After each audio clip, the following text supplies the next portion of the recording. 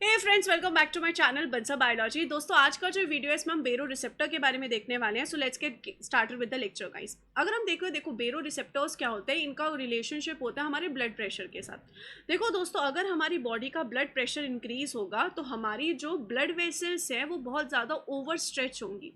इस कंडीशन में हमें कंडीशंस में दिक्कत हो सकती है और हमारी बॉडी के लिए बहुत हार्मफुल है। अगर हमारी बॉडी का बीपी बहुत हाई जा रहा है और ब्लड वेसल काफ़ी स्ट्रेच हो रही है तो इस कंडीशन में जो बेरो रिसेप्टर्स है इन्हें एक्टिवेट किया जाता है, बिकॉज ये स्ट्रेच सेंसिटिव मकैनो रिसेप्टर्स होते हैं। स्ट्रेच सेंसिटिव होने का मतलब अगर आपकी आर्टरीज बहुत ज़्यादा स्ट्रेच करेंगी तो ये एक्टिवेट हो जाएंगी और इनका काम होता है कि ब्लड प्रेशर को वापस से रिड्यूस करें, आर्टरीज को इतना ज़्यादा स्ट्रेच ना होने दें। अब ये जो बेरो रिसेप्टर्स होते हैं दोस्तों, दो जगह पे प्रेजेंट होते हैं। एक तो ये प्रेजेंट होते हैं कैरोटिड साइनस में और दूसरा यहाँ पर ये प्रेजेंट होते हैं एओर्टिक आर्च में। अब कहाँ पर है ये एग्जैक्ट लोकेशन, आइए हम इस चीज़ को समझने की कोशिश करते हैं। देखो, जो अपना हार्ट है ना दोस्तों, उधर से एओर्टा निकलती है। ये बात हमें बहुत अच्छे से पता है कि हमारे हार्ट से एओर्टा निकलेगी। तो वहाँ पर जो ये एओर्टिक आर्च होती है उसमें एक तो ये बेरो रिसेप्टर्स प्रेजेंट होते हैं जो प्रेशर को सेंस करते हैं, और दूसरी तरफ ये जो कॉमन कैरोटिड आर्टरी होती है ये ऊपर जाके डिवाइड कर सकती है। आप ये देख सकते हो, ये कॉमन कैरोटिड है और ये ऊपर जाके डिवाइड होती है। ऊपर जाके कहाँ पे डिवाइड होती है? एक्सटर्नल कैरोटिड में और इंटरनल कैरोटिड में। तो जो इंटरनल कैरोटिड है उधर कैरोटिड बेरो रिसेप्टर्स प्रेजेंट होता है। ये लोकेशन है कैरोटिड साइनस की और यहाँ पर कैरोटिड बेरो रिसेप्टर्स प्रेजेंट होते हैं। तो बेसिकली दोस्तों ये दो जगह प्रेजेंट होते हैं, एक तो एओर्टिक आर्च में और एक कैरोटिड साइनस में। अब ये किस तरीके से वर्क करते हैं, कैसे वर्क करते हैं, आइए हम इस चीज़ को भी बहुत अच्छे से समझ लेते हैं। दोस्तों, ये जो लोकेशन है यहाँ पर जब भी कभी भी ओवर स्ट्रेच होगा, कभी भी यहाँ पर ऐसा होगा कि बहुत ज़्यादा स्ट्रेचिंग हो रही है तो ये बेरो रिसेप्टर्स एक्टिव हो जाएंगे।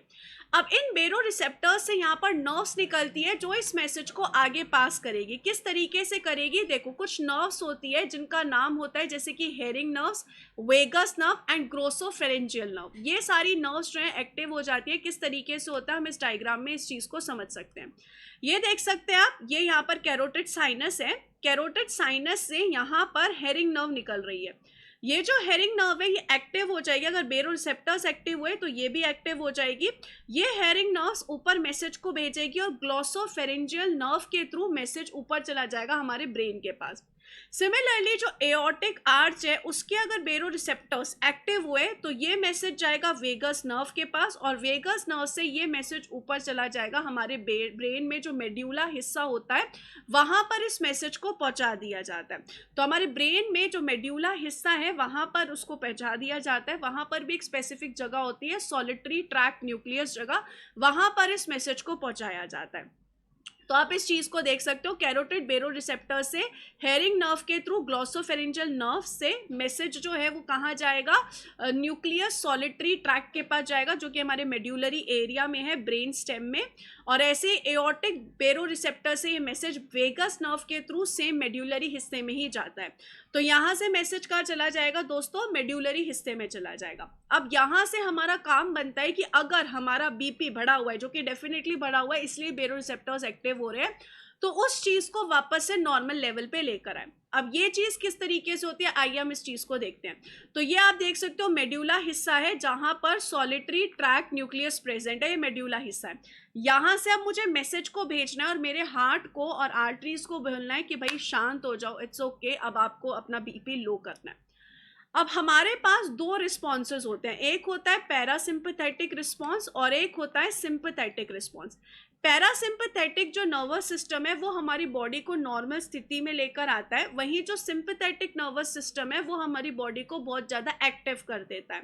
तो फॉर एग्जांपल, अगर समझो आपके पीछे कोई कुत्ता पड़ गया और आप दौड़ रहे हो उसकी वजह से डर कर, तो वो सिंपथेटिक नर्वस सिस्टम है। आप घर आ गए, आप आराम कर रहे हो, रिलैक्स हो गए, पैरासिम्पथेटिक नर्वस सिस्टम है। अब इस कंडीशन में ऑब्वियस सी बात है, अगर हमारा बीपी बढ़ा हुआ है तो हमें हमारे पैरासिम्पथेटिक नर्वस सिस्टम को एक्टिव करना है ताकि वो हमारी बॉडी को नॉर्मल ला सके, और सिंपथेटिक नर्वस सिस्टम को शांत करना है ताकि हमारी बॉडी जो है हाइपर ना रहे, नॉर्मल कंडीशन में आ सके। अब ये चीज़ दोस्तों कैसे होती है आइए हम समझते हैं।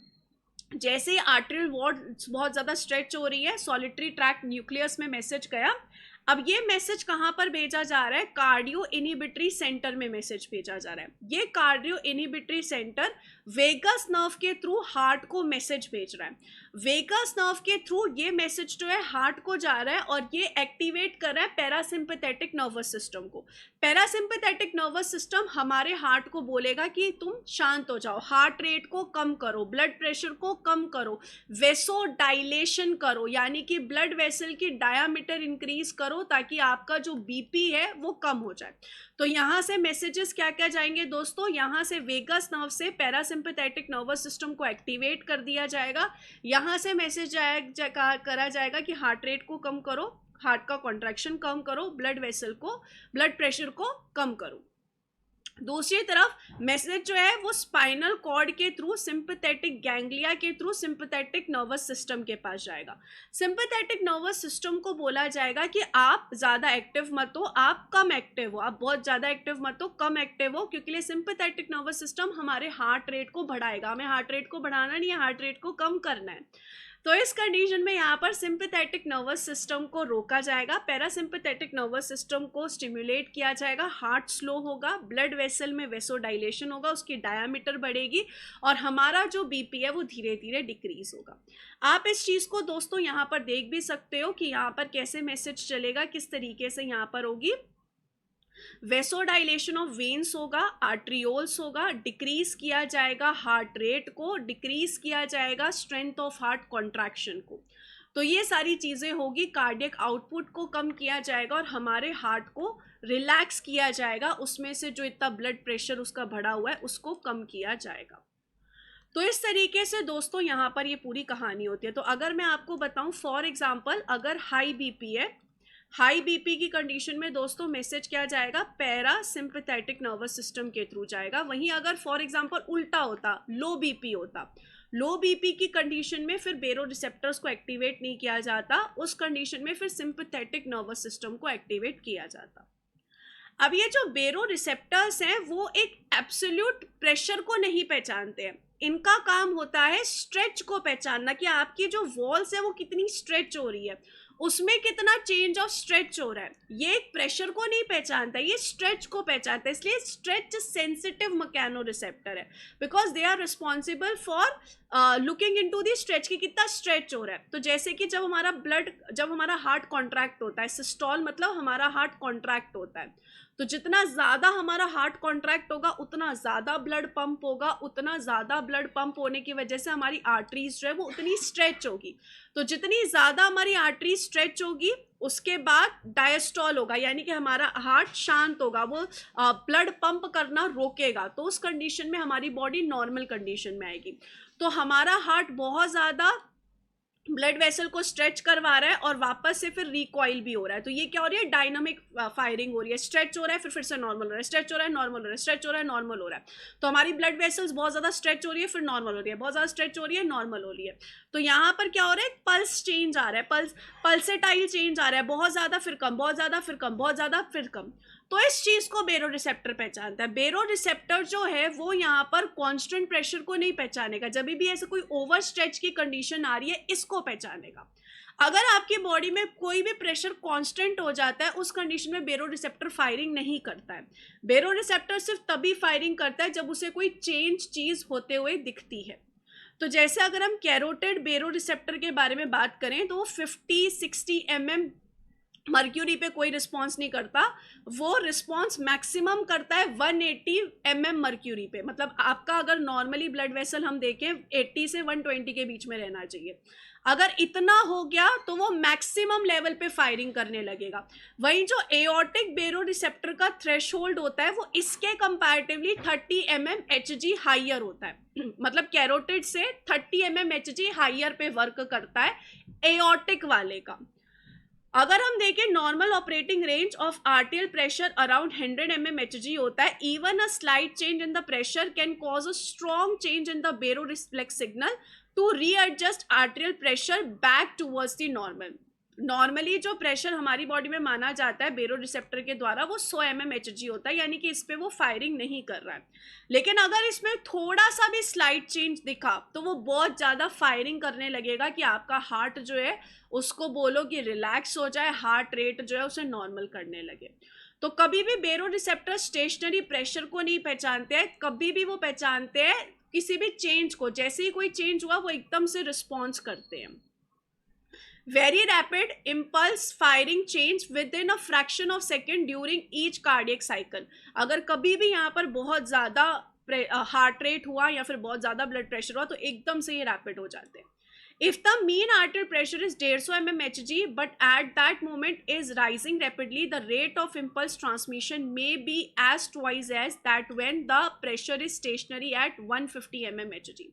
कह रहा है कि अगर 150 mmHg पे हमारा हार्ट रेट जो है वो कांस्टेंट है, मतलब इतना प्रेशर जो है वो कांस्टेंट है, तो उस कंडीशन से अगर आपने थोड़ा सा भी ब्लड प्रेशर को इंक्रीज कर दिया, तो इस टाइम पे अगर आपने सडनली थोड़ा सा भी इंक्रीज कर दिया तो बेरो रिसेप्टर डबल स्पीड से फायरिंग करने लगेंगे। जितनी वो फायरिंग यहाँ पर कर रहे थे, यहाँ पर उनकी जो फायरिंग होगी डबल हो जाएगी। मतलब जैसे ही दोस्तों थोड़ा सा भी चेंज होगा ये फायरिंग को बहुत इंक्रीज कर देते हैं। तो दोस्तों बेरो रिसेप्टर्स बेसिकली क्या होते हैं, स्ट्रेच रिसेप्टर्स होते हैं जो स्ट्रेच को पहचानते हैं। अगर कोई भी आर्टेरियल प्रेशर में स्ट्रेच ऑफ आर्टेरियल वॉल में चेंज होता है, उनका स्ट्रेच चेंज होता है, तो बेरो रिसेप्टर्स एक्टिव हो जाते हैं। बेसिकली दो जगह होते हैं, कैरोटिड साइनस में और एओर्टिक आर्च में। ये मैसेज जो है मेड्यूलरी हिस्से में भेजते हैं सीएनएस में, और वहाँ से इनको रिस्पॉन्स मिलता है। इनका मैसेज होता है कि आप डिक्रीज करो आर्टेरियल प्रेशर को, पैरासिम्पथेटिक एक्टिविटी को तेज करते हैं, सिंपथेटिक एक्टिविटी को डिक्रीज करते हैं। अगर हम यहाँ पर इससे रिलेटेड कोई क्वेश्चन देखें जो कि CSIR में पूछा भी गया था दोस्तों, इसी बार पूछा गया है, CSIR नेट जुलाई 2025 में ही क्वेश्चन पूछा गया है दोस्तों। इसमें आपको बताना है कि कौन सा ऑप्शन सबसे ज़्यादा आपको करेक्ट लग रहा है बेरो रिसेप्टर से रिलेटेड। तो कह रहा है the increased baro receptor discharge due to high blood pressure in the carotid sinus and aortic arch stimulate the tonic arch of sympathetic nervous system. Baro receptor sympathetic nervous system को increase नहीं करता है, parasympathetic nervous system को करता है। Sympathetic nervous system तो भाई तुम्हारे हार्ट रेट को और बढ़ा देगा। तो ए ऑप्शन दोस्तों पक्का गलत है। जैसे ये ऑप्शन गलत हुआ C option is absolutely correct. कभी कभी CSR काफी अच्छा हो जाता है। A decline in the pulse pressure without a change in the mean pressure increases the rate of baroreceptor discharge। देखो अगर पल्स प्रेशर डिक्लाइन हो रहा है तो बेरोरिसेप्टर डिस्चार्ज इंक्रीज थोड़ी होगा, डिक्रीज होगा। ना ही यहाँ पर मीन प्रेशर से कोई चेंज आ रहा है, तो बेरोरिसेप्टर इंक्रीज नहीं होगा, डिक्रीज होगा। इस कंडीशन में कोई तो मीन प्रेशर से चेंज आना चाहिए। बेरोरिसेप्टर बहुत ज़्यादा सेंसिटिव होता है पल्सेटाइल चेंजेस से। कोई भी अगर आपका पल्सेटाइल चेंजेस हो रहा है, कांस्टेंट चेंज के लिए वो इतना नहीं होता जितना वो कुछ फ्लक्चुएशन पे होता है। तो सी ऑप्शन बिल्कुल सही है।